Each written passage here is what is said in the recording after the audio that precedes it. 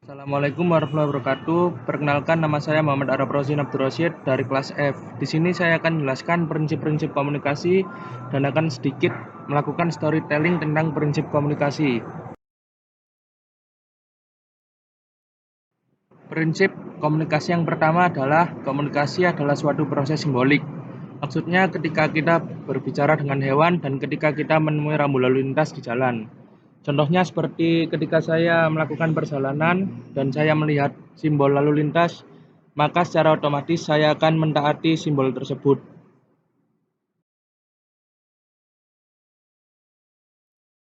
Prinsip kedua, komunikasi. Pelaku komunikasi mempunyai potensi komunikasi. Maksudnya dari gerakan tubuh atau ekspresi wajah yang dapat diartikan orang lain menjadi suatu stimulus. Contohnya ketika saya berbicara dengan teman saya dengan cara melakukan gestur tubuh, maka teman saya bisa langsung memahami apa maksud saya.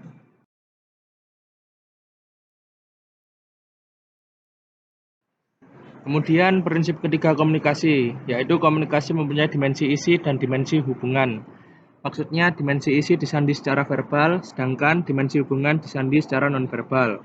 Contohnya ketika saya berbicara dengan teman saya, maka dimensi isi dan hubungan akan berbeda dengan ketika saat saya berbicara dengan dosen. Lalu yang keempat, ada komunikasi berlangsung dalam berbagai tingkat kesengajaan. Maksudnya kesadaran akan lebih tinggi ketika berkomunikasi dalam situasi khusus. Seperti contoh, ketika saya berkomunikasi dengan teman saya saat di tongkrongan akan berbeda dengan ketika saya berkomunikasi dengan dosen saat di dalam ruangan tertentu atau di dalam kelas. Lalu prinsip kelima komunikasi, yaitu komunikasi terjadi dalam konteks ruang dan waktu. Maksudnya, seseorang yang berkomunikasi akan menimbulkan makna-makna tertentu, sedangkan makna tersebut berhubungan dengan konteks fisik, ruang, waktu, sosial, dan psikologis. Seperti contoh, ketika kita berbicara di tongkrongan bersama teman akan berbeda ketika kita berbicara dengan orang yang lebih tua atau dosen ketika di kampus atau di kelas. Lalu ada prinsip keenam komunikasi, yaitu komunikasi melibatkan prediksi peserta komunikasi. Maksudnya prediksi ini tidak selalu disadari dan sering berlangsung cepat. Kita dapat memprediksi perilaku komunikasi orang lain berdasarkan peran sosialnya. Seperti contoh ketika saya berbicara dengan orang asing di jalan, secara cepat saya bisa mengetahui latar belakang orang tersebut.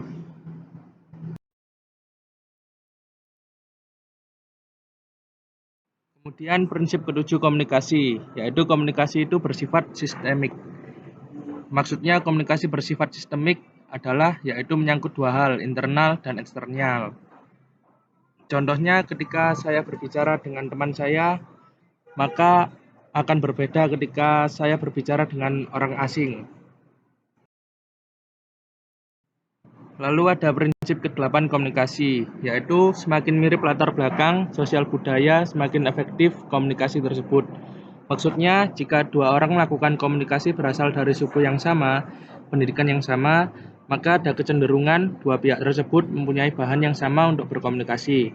Contohnya, ketika saya berbicara dengan teman saya yang berasal dari Surabaya dan sekitarnya, akan lebih mempunyai banyak topik pembicaraan dibandingkan dengan teman saya yang berasal dari luar daerah tersebut. Kemudian prinsip ke-9 komunikasi, yaitu komunikasi bersifat non-sekuensial. Maksudnya melibatkan respon atau tanggapan sebagai bukti bahwa pesan yang dikirimkan itu diterima dan dimengerti. Contohnya ketika saya berbicara kepada teman saya dalam diskusi itu berjalan komunikasi dua arah. Karena orang yang kita anggap sebagai pendengar atau penerima pesan sebenarnya juga menjadi pembicara atau pemberi pesan juga pada saat yang sama, yaitu bisa melalui perilaku nonverbal.